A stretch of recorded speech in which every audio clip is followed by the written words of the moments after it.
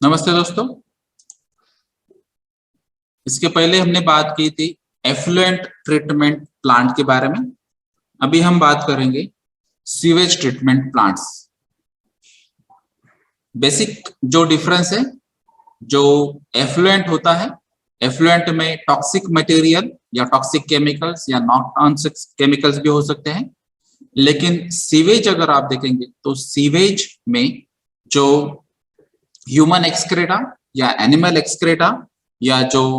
After bathroom या toilet water होता है वो यहाँ पे होगा। तो यहाँ पे टॉक्सिक केमिकल्स के चांसेस बहुत कम है। जो लोड होगा वो जो रेसिडेंशियल या अपार्टमेंट्स या फिर इंडस्ट्रीज में भी जो टॉयलेट बाथरूम्स होते हैं उसमें से जो वेस्ट वाटर आता है उसको हम सीवेज कहेंगे। और जो हमने बात की थी एफ्लुएंट के बारे में, तो एफ्लुएंट में बहुत सारे केमिकल्स के चांसेस होते हैं, जैसे वहां पे मर्क्यूरी, आर्सेनिक, क्रोमियम, साइनाइड्स या लेड, फॉस्फेट्स या फिर अलग अलग सल्फेट्स या सल्फाइड्स के भी चांसेस होते हैं। वो चांसेस यहाँ पे बहुत कम है। तो यहाँ पे मेनली आपको जो बायोलॉजिकल कंटेंट्स वाले यहाँ पे इम्प्योरिटीज या फॉरेन मटेरियल्स यहाँ पे हो सकते हैं, उसको यहाँ पे ट्रीट कर रहा है, जिसको हम कहेंगे सीवेज ट्रीटमेंट मेथड। और जो प्लांट में ये होगा उसको कहेंगे हम सीवेज ट्रीटमेंट प्लांट। तो यहाँ पे अगर आपको फ्लो देखना है तो ये फ्लो चार्ट थ्रू आपको पता चलेगा कि यहाँ पर भी आपको इनिशियल लेवल पे, जैसे हमने देखा था preliminary treatment, primary treatment, secondary treatment और टर्शरी ट्रीटमेंट, और फिर जो स्लज ट्रीटमेंट है वो सेपरेट आउट हो सकते हैं। तो यहाँ पर भी आपको जो भी सीवेज यहाँ पे जनरेट होता है वो सीवेज को आपको स्क्रीनिंग करना है। उसके बाद में जो लार्ज साइज पार्टिकल्स है उसको सेपरेट आउट करना है। फिर वहां पे सेडिमेंटेशन टेक्निक भी आपको यूज करनी है, जहां पे आपके जो हाई या हेवी सॉलिड्स जो होंगे वो हेवी सॉलिड्स आप सेपरेट आउट कर सकते हैं। यहाँ पर आप कुछ टैंक्स भी यूज कर सकते हैं या फिर सेटलिंग चैम्बर्स यूज कर सकते हैं, इवन ग्रिड चैम्बर्स भी यूज कर सकते हैं। और फिर उसके अलावा यहाँ पे जो सॉलिड सेपरेट आउट होंगे, जो रिमेनिंग वाटर रहेगा वो वेस्ट वाटर को आप ट्रीट करना है। तो यहाँ पर आप जो एरिएशन या फिर आप यहाँ पे कॉम्प्रेस्ड एयर का सप्लाई भी यूज कर सकते हैं। तो आपको एयर या इनडायरेक्टली ऑक्सीजन आपको वाटर में डिसॉल्व करना है, जहाँ पे ऑक्सीडेशन टेक्निक यूटिलाइज होगी। और यहाँ पे अगर ऑक्सीडेशन होगा तो आपका जो ऑर्गेनिक कंपाउंड्स या ऑर्गेनिक वेस्ट है उसका जो लोड है वो आप यहाँ पे मिनिमाइज कर सकते हैं। तो अगर आपने बैक्टीरियल ट्रीटमेंट यहाँ पे यूज की, यानी कि सेकेंडरी ट्रीटमेंट अगर आप यूज कर रहे हैं, तो यहाँ पर बायोलॉजिकल ट्रीटमेंट हो सकती है। बायोलॉजिकल ट्रीटमेंट्स में भी आप यहाँ पे जो एक्टिव बैक्टीरिया है वो एक्टिव बैक्टीरिया के लिए आपको ऑक्सीजन सप्लाई करना पड़ेगा, और फिर एक्टिव बैक्टीरिया की वजह से यहाँ पे बायोलॉजिकल ऑक्सीडेशन प्रोसेस होगी और ऑर्गेनिक वेस्ट या ऑर्गेनिक कंपाउंड जो है एज अ फूड वो बैक्टीरिया जो है वो डाइजेस्ट करेंगे, और फिर वो ऑर्गेनिक वेस्ट का कन्वर्जन दूसरे केमिकल्स में हो जाएगा। और उसके अलावा भी वहां पे गैसेस भी प्रोड्यूस हो सकते हैं। उसके अलावा यहाँ पे प्राइमरी क्लैरिफायर या सेकेंडरी क्लैरिफायर भी आप यूज कर सकते हैं, जिसकी वजह से आपका ये जो अपर पार्ट दिखेगा वो क्लीन वाटर आप सेपरेट आउट करेंगे। और ये जो कोनिकल शेप है, यहाँ पे कोनिकल शेप में जो हेवी सॉलिड्स या हेवी पार्टिकल्स है वो आप सेपरेट आउट कर सकते हैं। अगर इनकेस ये हेवी सॉलिड्स या पार्टिकल्स बहुत ज्यादा क्वांटिटी में, तो आप इसको वापस से ये रिसाइकल कर सकते हैं और ये प्रोसेस कंटिन्यू कर सकते हैं। तो ये प्राइमरी और सेकेंडरी ट्रीटमेंट में हो सकता है। अगर यहाँ पे आपको रिक्वायरमेंट है तो आप यहाँ पे टर्शियरी ट्रीटमेंट ट्राई कर सकते हैं, जैसे कि हमने देखा था कि आप यहाँ पे यूवी लाइट का यूज कर सकते हैं, या फिर आपको chlorine as a disinfectant use कर सकते हैं, या फिर ozone as a disinfectant use कर सकते हैं। और फिर जो रिमेनिंग वाटर रहेगा, ट्रीटेड वाटर रहेगा, वो आप रीयूज या रिसाइकल भी कर सकते हैं। फिर ये जो यहाँ पे सेमी सॉलिड फॉर्म में जो स्लज आता है, तो यहाँ से प्राइमरी क्लैरिफायर से या सेकेंडरी क्लैरिफायर से या फिर सेटलिंग चैम्बर से भी जो आएगा, तो जो भी स्लज आता है तो ये स्लज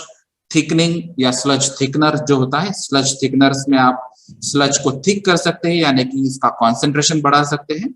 यहाँ पे वाटर रिमूव कर सकते हैं, क्योंकि आपको थिक करना है यानी कि उसमें से वाटर रिमूव करना है, उसका कॉन्सेंट्रेशन बढ़ाना है। तो sludge digestion tank, sludge thickening tanks आप यूज कर सकते हैं, यहाँ पे ड्रायर भी यूज कर सकते हैं। तो हर एक का आपका जो मकसद है यहाँ पे ठीक करना, यानी कि कॉन्सेंट्रेशन इंक्रीज करना,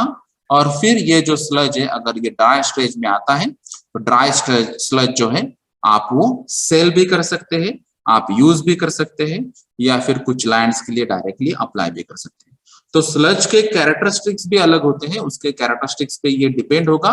कि आप ये directly as a fertiliser use कर सकते हैं या नहीं, और उसके लिए भी अलग अलग आपको टेस्टिंग्स भी करना पड़ेगी। अभी ये जो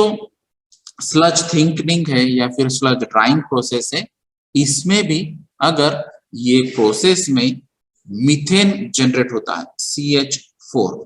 तो ये भी एक ऑर्गेनिक डिकम्पोजिशन के बाद में ये गैस प्रोड्यूस हो सकता है। और नॉर्मली सीवेज ट्रीटमेंट प्लांट्स में जैसे कि हमने कहा था कि ये जो इन्फ्लुएंट है, तो ये इन्फ्लुएंट यानी कि ये जो सीवेज है इसका कैरेक्टरिस्टिक्स ही ऐसा होता है कि इसमें बायोलॉजिकल कंटेंट ज्यादा होते हैं।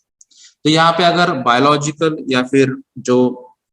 डिग्रेडेबल कंटेंट्स है उसके कैरेक्टरिस्टिक्स के बेसिस पे ये मीथेन में भी कन्वर्ट हो सकता है। तो ऑर्गेनिक वेस्ट का जब डिग्रेडेशन होता है, बायोलॉजिकल ऑक्सीडेशन प्रोसेस होती है, तो वो केमिकल यानी कि मीथेन में वो कन्वर्ट हो सकता है। अभी ये मीथेन की ये कैरेक्टरिस्टिक्स है कि ये मीथेन फ्लेमेबल सब्सटेंस है, और ये एज अ गैस जो है ये फ्यूल भी यूज हो सकता है। तो जितना आप एज अ फ्यूल यूज कर सकते हैं उतना आप फ्यूल यूज करेंगे, और उसके बाद में जो एक्सेस फ्यूल होगा यानी कि एक्सेस मीथेन होगा उसको आपको बर्न करना पड़ेगा, जिसको हम फ्लेयर कहते हैं। तो यहाँ पर मीथेन स्टोरेज टैंक भी हो सकती है फैसिलिटी, या फिर अगर आपके यहाँ पे कोई डीजी सेट्स अवेलेबल है जहाँ पे आप मीथेन भी यूज कर सकते हैं और फिर उसका कंबशन यूज करके आपको इलेक्ट्रिसिटी जनरेट करना है, तो वो भी फैसिलिटी यहाँ पे हो सकती है। जहां पर ये यूटिलाइज करने के बाद भी अगर एक्सेस मीथेन जनरेट होता है तो ये आपको बर्न करना पड़ेगा, डायरेक्ट मीथेन आप एटमॉस्फेयर में सेंड नहीं कर सकते हैं। और कंबशन के बाद में जो CH4 का कन्वर्जन CO या CO2 या फिर H2O में जो होता है वो आपको अलाउड है एटमॉस्फेयर में सेंड करना है। तो आपके STP, आपका मैनेजमेंट, आपका जो कंपनी का अफोर्डेबल कॉस्ट या बजट है उसके बेसिस पे आप अलग अलग टेक्नोलॉजी यहाँ पे यूज कर सकते हैं। जैसे अभी मैंने एक STP में देखा है कि वो डिजीसेट्स के लिए मीथेन यूज करते हैं, और एक STP में देखा है कि ये मीथेन डायरेक्टली LPG को रिप्लेस करके वो यूज करते हैं। तो ये डिपेंड्स है आपके रिक्वायरमेंट के ऊपर, और आपका ट्रीटमेंट एग्जैक्टली कैसे होता है और उसके कैरेक्टरिस्टिक्स कैसे डिसाइड होते हैं। जैसे अगर आपको डायरेक्ट LPG रिप्लेस करना है तो CH फिर उतने कॉन्सेंट्रेशन या प्योरिटी का है या नहीं, आपको टेस्ट करना पड़ेगा, और उसके बाद में आप उसके एप्लीकेशन अलग अलग डिसाइड कर सकते हैं। तो कुछ जगह आपको एक्टिवेटेड स्लज प्रोसेस, कुछ जगह आपको एरेटेड लगून्स दिखेंगे, कुछ जगह ओपन लगून्स, कुछ जगह ट्रिकलिंग फिल्टर्स। ये अलग अलग प्रोसेसेस सेकेंडरी में भी हो सकती है, और प्राइमरी और टर्शरी के लिए जो भी हमने कही है वो भी ट्रीटमेंट्स अलग अलग हो सकती है। तो आपके रिक्वायरमेंट्स पे डिपेंड है, आपके बजट प्रोविजन पे भी डिपेंड है, और आपको एग्जैक्टली कैरेक्टरिस्टिक्स किस लेवल पे आपको मेंटेन करना है उस बेसिस पे STP के अलग अलग स्टेप्स हो सकते हैं। तो ये जैसे हमने बात की थी कि सीवेज का मेन जो कंटेंट्स है वो डोमेस्टिक वेस्ट वाटर हो सकता है।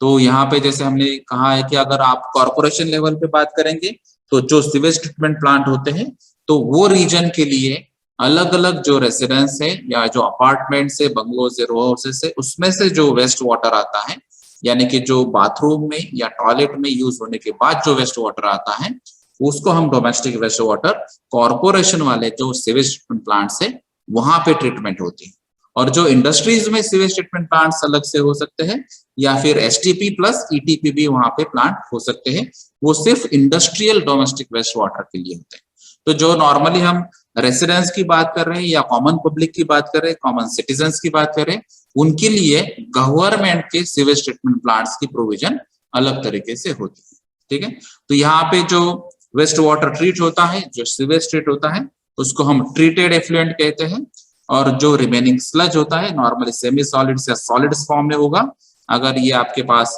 स्लज ड्राइंग ब्लेड फैसिलिटी है, सन ड्राइंग भी आप कर सकते हैं, और फिर ये जो स्लज आएगा इसमें जैसे हमने कहा है कि ये डोमेस्टिक वेस्ट वाटर से आया है, इसलिए यहाँ पे बायोलॉजिकल कंटेंट्स उसके अच्छे रहेंगे। और ये कंटेंट्स जो फर्टिलाइजर की जो कैरेक्टरिस्टिक्स रहते हैं, यानी कि आप डायरेक्टली खेतों में भी ये यूज कर सकते हैं या फिर आप अलग अलग गार्डन्स प्रोविजंस में भी ये यूज कर सकते हैं। तो ये नेचुरल जो फर्टिलाइजर यहाँ पे तैयार होगा वो भी आप यहाँ पे डायरेक्टली यूज कर सकते हैं। तो इसमें जैसे हमने प्रिलिमिनरी, प्राइमरी, सेकेंडरी और टर्शियरी ट्रीटमेंट्स के बारे में बात किया था, उसी हिसाब से यहाँ पर भी स्टेप्स हो सकते हैं। जैसे कि प्री ट्रीटमेंट या प्रिलिमिनरी ट्रीटमेंट जो होती है, उनका मेन उद्देश्य होता है कि आपको लार्ज साइज पार्टिकल्स या फिर कहीं जगह, जैसे अभी यहाँ पे रेसिडेंशियल एरिया से वेस्ट वाटर जा रहा है या फिर रिवर से वेस्ट वाटर जा रहा है या फिर कोई रिवर बॉडी से भी वेस्ट वाटर जा रहा है, तो यहाँ पर चांसेस है कि ट्री के ब्रांचेस वहां पे हो सकते हैं या फिर कोई डेड एनिमल्स भी वहां पे हो सकते हैं या फिर पेपर या फिर कुछ वुडन लॉक्स भी यहाँ पे हो सकते हैं। तो ये जो मेजर पार्टिकल्स है उसके लिए आपको प्रिलिमिनरी ट्रीटमेंट यानी कि स्क्रीनिंग मेथड अप्लाई करनी होगी और फिर उसके बाद में प्राइमरी ट्रीटमेंट यानी कि सेटलिंग जो है वो आप ग्रिड सेटलिंग हो सकती है, सॉलिड पार्टिकल सेटलिंग हो सकती है, वो आपको करना नेसेसरी है। फिर इसमें जो अलग अलग जो पार्टिकल्स है वो आपको सेपरेट आउट करना है। तो जैसे कि हमने यहाँ पे प्रिलिमिनरी ट्रीटमेंट में ईटीपी के लिए भी देखा था, तो यही सेम आपको बार स्क्रीन्स आप यूज कर सकते हैं, हाइड्रोलिक स्क्रीन यूज कर सकते हैं, ऑटोमेशन के बेसिस पे जो स्क्रीन है वो भी आप यहाँ पे प्रिलिमिनरी ट्रीटमेंट में यूज कर सकते हैं large size particle separate out करने के लिए। फिर जो प्राइमरी ट्रीटमेंट है उसका मेन उद्देश्य है सेटलिंग करना ग्रेविटी फोर्स का यूटिलाइज करके। तो जो भी पार्टिकल्स इजीली सेटल हो सकते हैं ग्रेविटी थ्रू, तो उनको प्राइमरी ट्रीटमेंट में या प्राइमरी क्लैरिफायर में आप सेटल कर सकते हैं। तो इसके लिए आप नेचुरल जो डेंसिटी डिफरेंस की जो प्रोसेस है वो भी यूज कर सकते हैं या फिर आपको मैकेनिकली ड्राइवन जो स्क्रैपर्स रहते हैं जो प्राइमरी सेटलिंग चेंबर्स में या टैंक्स में यूज कर सकते हैं, वो भी आप यहाँ पे यूज कर सकते हैं। अगर आपको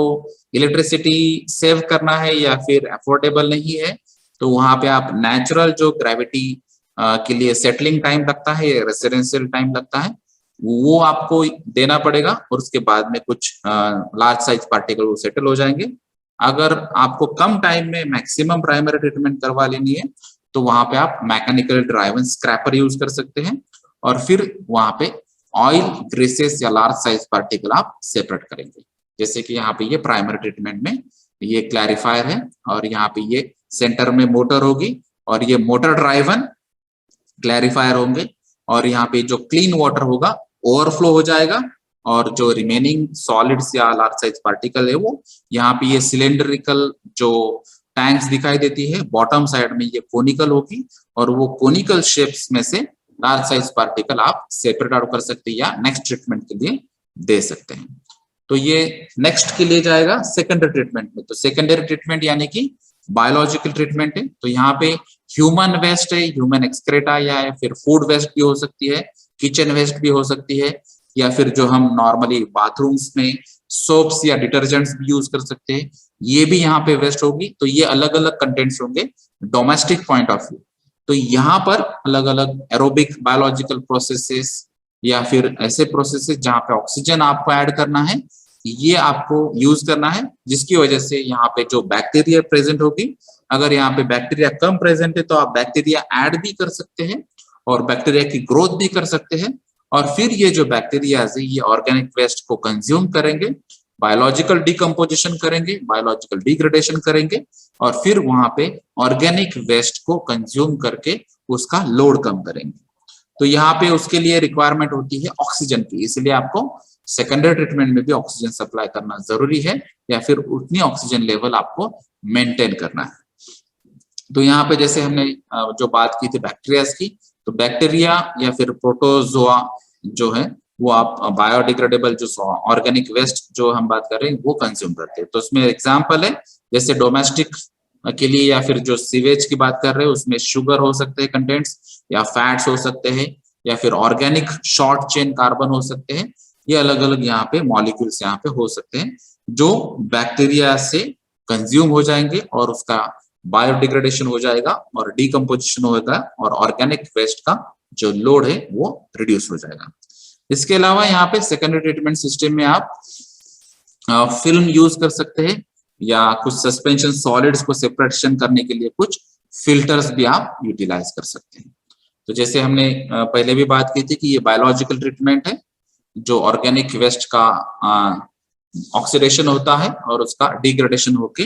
फिर अलग अलग केमिकल्स में वो कन्वर्ट होगा। या फिर आप बायो मेम्ब्रेन्स भी यहाँ पे यूज कर सकते हैं, जहाँ पे जिसको बोलते हैं परमिएबल मेम्ब्रेन। तो आप वाटर मॉलिक्यूल को सिर्फ अलाउ करना है और रिमेनिंग जो बैक्टीरिया या सस्पेंशन सॉलिड्स है या फिर कुछ इम्प्योरिटीज या फॉरेन पार्टिकल्स यहाँ पे अगर प्रेजेंट होते हैं तो उसको ब्लॉक कर सकते हैं। तो ये ब्लॉकिंग सिस्टम जो है, तो ये मेम्ब्रेन का फंक्शनिंग है। तो मेम्ब्रेन का एग्जैक्टली साइज आपको क्या यूज करना है, तो ये इस पे डिपेंड होगा कि सिर्फ वहां से वाटर पार्टिकल्स पास होंगे और रिमेनिंग जो इम्प्योरिटीज है वो आपको ब्लॉक करना है। उस हिसाब से आपको मेम्ब्रेन का चॉइस करना पड़ेगा। तो आप सेकेंडरी ट्रीटमेंट में मेम्ब्रेन ट्रीटमेंट भी यूज कर सकते हैं। उसके अलावा जो है फिक्स फिल्म या फिर अटैच ग्रोथ सिस्टम्स भी आप यहाँ पे यूज कर सकते हैं, या फिर ट्रिकलिंग फिल्टर टेक्निक यूज कर सकते हैं, या फिर आरबीसी जो रोटेटिंग बायोलॉजिकल कॉन्टैक्टर से। तो ये कोई भी सिस्टम्स का मेन ऑब्जेक्टिव यही होगा कि आपको यहाँ पे जो बायोमास है वो उसके बायोमास का ग्रोथ होना चाहिए, जिसकी वजह से आपका जो बायोडिग्रेडेशन एक्टिविटी है या ऑर्गेनिक कार्बन्स या ऑर्गेनिक वेस्ट जो है उसका डिकम्पोजिशन जो एक्टिविटी है वो फास्टर रेट में होना चाहिए। इसके लिए आपको एक तो बायोलॉजिकल फिल्म भी आप ग्रो कर सकते हैं, या फिर जो बायोमास जिसको कहेंगे उसका भी आप ग्रोथ कर सकते हैं, और उसके लिए शायद आपको कुछ न्यूट्रिएंट्स ऐड करना पड़ेंगे और ऑक्सीजन भी सप्लाई करना पड़ेगा। उसके अलावा एक मेथड जो होती है एक्टिवेटेड स्लज प्रोसेस, तो ये भी आप ट्रीटमेंट यूज कर सकते हैं, जहां पर आपको एयर भी सप्लाई करना है या फिर ऑक्सीजन सप्लाई करना है, और वहां पे जो स्लज है उसको एक्टिव करना है। एक्टिवेट होने के बाद बायोडिग्रेडेशन ऑटोमेटिक हो जाएगा, जो नेचुरल एक्टिविटीज है। या फिर जो कुछ फिल्टर्स है वो फिल्टर्स भी आप यहाँ पे यूज कर सकते हैं, जहां पर ऑर्गेनिक वेस्ट को आप ब्लॉक कर सकते हैं और रिमेनिंग जो वेस्ट वाटर है उसको अलाउ करेंगे। तो ये अलग अलग टेक्निक्स है जो बायोलॉजिकल ट्रीटमेंट में या सेकेंडरी ट्रीटमेंट में यूटिलाइज होती है, जैसे कि यहाँ पे रोटेटिंग बायोलॉजिकल कॉन्टैक्टर बताया है, या फिर ये ट्रिकलिंग फिल्टर बताया है, या फिर जो एक्टिवेटेड स्लज प्रोसेस है, या फिर जो एरेटेड लगून्स है। ये अगर आपके पास स्पेस अवेलेबल होगी तभी ये एरेटेड लगून्स आप यूज कर सकते हैं, यानी कि ओपन टू एटमॉस्फेयर अगर आप रहेंगे तो यहाँ पे एयर भी ऐड हो जाएगा, यानी कि ऑक्सीजन ऐड हो जाएगा। या फिर आपको यहाँ पे कॉम्प्रेस्ड एयर यूज कर सकते हैं, जिसके थ्रू आप एयर में ये वाटर वेस्ट वाटर जो है हवा में आप अगर उसको भेजेंगे तो वो एयर जो है यानी कि ऑक्सीजन ये आप वाटर में डिजोल्व कर सकते हैं, और फिर ये वेस्ट वाटर का ट्रीटमेंट आप कंटिन्यू कर सकते हैं। या फिर इनडायरेक्टली आप जो एयर है वो एयर सप्लाई वाटर थ्रू भी कर सकते हैं, और वाटर थ्रू करेंगे तो यहाँ पे बबल्स जो है यानी कि जो एयर है वो एयर यहाँ पे ऐड हो जाएगा, यानी कि डिजोल्व ऑक्सीजन लेवल जो आपको मेंटेन करना है वो यहाँ पे आप मेंटेन कर सकते हैं। या फिर आप अलग अलग जैसे कॉम्पैक्ट डिवाइसेस, कॉम्पैक्ट जो सर्कुलर प्लेट्स है इसका भी आप यूज कर सकते हैं, और उसका रोटेशन करके भी आप ऑक्सीजन इनडायरेक्टली ऐड कर सकते हैं, क्योंकि ये हर एक एरिया आपको ऑक्सीजन जो एटमॉस्फेयर है उसको एक्सपोज करना है, जिसकी वजह से ऑक्सीजन लेवल आपको बढ़ाना है या फिर ऑक्सीजन लेवल मेंटेन करना है। इसकी वजह से बायोलॉजिकल एक्टिविटीज यहाँ पे कंटिन्यू बेसिस पे रहेगी और बायोडिग्रेडेशन प्रोसेस भी कंटिन्यू हो जाएगी। उसके अलावा ये जो हमने बात की थी एक्टिवेटेड स्लज में आपको ऑक्सीजन ऐड करना है, एरिएशन करना है, और उसके बाद में फिर आप ये जो अमोनिया है या अमोनिया कन्वर्ट कर सकते हैं नाइट्राइट्स में या नाइट्रेट्स में, और अल्टीमेटली जो आपको मेजर आउटपुट देना है वो नाइट्रोजन गैस में इसका कन्वर्जन हो सकता है। तो ये एक्टिवेटेड स्लज प्रोसेस ये पॉसिबल है। और ये जो डायग्राम्स या फोटोग्राफ्स है जिससे आपको पता चलेगा, जैसे यहाँ पे कुछ रिवर्स ऑस्मोसिस यानी कि यहाँ पे जो परमिएबल मेम्ब्रेन्स है ये परमिएबल मेम्ब्रेन सिलिंड्रिकल फॉर्म में यूटिलाइज होते हैं, यानी कि अगर आप इसका स्ट्रक्चर देखेंगे तो स्ट्रक्चर के बेसिस पे आपको पता चलेगा कि ये एक्चुअली इसका स्ट्रक्चर ऐसा होता है, यानी कि ये मल्टीपल लेयर्स होते हैं और ये मल्टीपल लेयर्स यहाँ पे यूटिलाइज होते हैं। तो ये इन्फ्लुएंट जो है वो इनर साइड में आता है और फिर इसको प्रेशर अप्लाई करके फिर ये आउटर साइड में इसको हम भेजते हैं। तो यहाँ पे जो पार्टिकल्स है ये मेम्ब्रेन के साइज और जो मेम्ब्रेन की माइक्रोन साइज होगी उसके बेसिस पे ये डिपेंड होगा कि किस पार्टिकल्स को आपको ब्लॉक करना है और रिमेनिंग जो वेस्ट वाटर है वो वेस्ट वाटर को अलाउ करना है। ठीक है, तो ये फिर कितने मेम्ब्रेन्स लगेंगे, कितनी क्वांटिटी लगेगी, आपका इन्फ्लुएंट का कितना क्वांटिटी है, उस हिसाब से ये रिवर्स ऑस्मोसिस के अलग अलग मेम्ब्रेन का कैपेसिटी डिसाइड हो जाएगा। जैसे अगर हम रिवर्स ऑस्मोसिस डोमेस्टिक लेवल पे अगर आप देखते हैं तो normally 10 litre to 15 litre per hour की जो कैपेसिटी वाले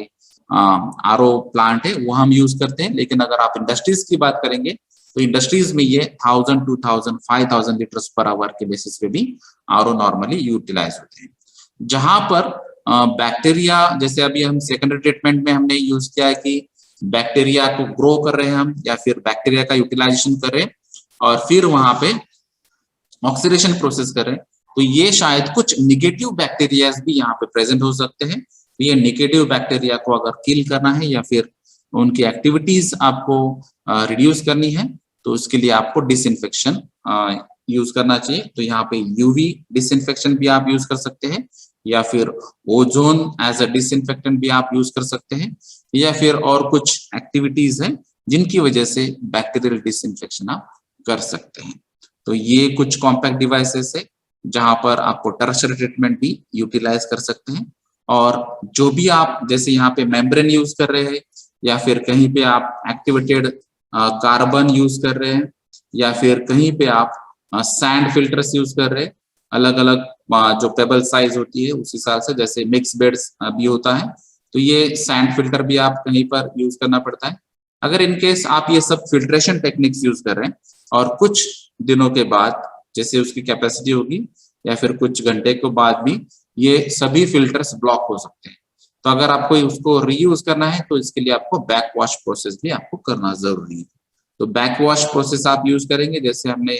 पहले डिस्कस किया था। अगर ये प्रोसेस है, यहाँ पे मेम्ब्रेन होगा या फिल्टर होगा तो यहाँ से ये अगर वेस्ट वाटर पास होता है और ये ट्रीटेड वाटर यहाँ पे आता है और फिर ये जो आपके मेम्ब्रेन होगी या फिल्टर हो गया अगर ये ब्लॉक होते हैं तो बैकवॉश फैसिलिटी के लिए आपको ये रिवर्स में आपको ये जो फ्रेश वाटर है वो आपको प्रेशराइज यहाँ पे सेंड करना पड़ेगा, जिसकी वजह से यहाँ पे जो भी पार्टिकल्स ब्लॉक हो चुके हैं वो यहाँ से रिमूव हो जाएंगे और फिर आप इजीली वापस से फिल्ट्रेशन टेक्निक आप स्टार्ट कर सकते हैं। तो ये ओवरऑल बेसिक कंसेप्ट था सीवेज ट्रीटमेंट प्लांट के बारे में।